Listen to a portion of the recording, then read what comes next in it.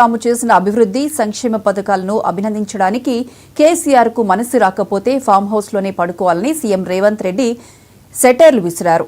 కేసీఆర్ 10 ఏళ్లలో ఇచ్చిన ఉద్యోగాలను ఏడాదిలో ఇచ్చామని ఫామ్ హౌస్ లో ఉండి గంభీరంగా చూస్తున్నారని ఎద్దేవా చేశారు.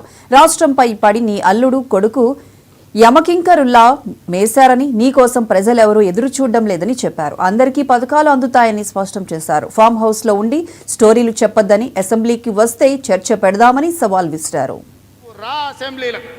ఈ వివరాలన్నీ అసెంబ్లీలో పెడతా, చర్చ చేద్దాం.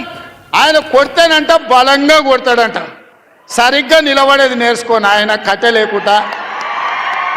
నీ పరిస్థితి ఎట్లుందో తెలంగాణ సమాజానికి తెలియదా? నువ్వు తూగుతున్నవా, సోగుతున్నవా, నువ్వు నిలబడగలిగే పరిస్థితిలో ఉన్నవా? ఆయన బలంగా కొడతాడంట, ఆయన లేచి వస్తాడంట. సోషల్ మీడియాలో నాకు ఆయనకు పోటీ పెడితేనంట ఆయనకు లైక్లు ఎక్కువ వచ్చినాయంట. టిక్ టాక్లో 10 ఏళ్ళు ముఖ్యమంత్రి చేసినోడు, కేంద్ర మంత్రి చేసినోడు ఇవాళ టిక్ టాక్లో కేసీఆర్కు రేవంత్ రెడ్డికి పోటీ పెడితే ఆయనకు లైక్లు ఎక్కువ వచ్చినాయంటే నాకు తక్కువ వచ్చినాయంటే ఇవాళ వాళ్ళ కార్యకర్తలతో మాట్లాడుతున్నాను. నేను అడగదలుచుకున్నా, ఆ మధ్యలో బాలీవుడ్లో కూడా సల్మాన్ ఖాన్కు, రాఖీ సావంత్ కూడా టిక్ టాక్లో పెడితే రాఖీ సావంత్కి ఎక్కువ లైకులు వచ్చినాయి. అంత మాత్రాన ఆమె సల్మాన్ ఖాన్ కంటే గొప్ప నటుడు నటురాలు అనేవారని అనుకుంటారా?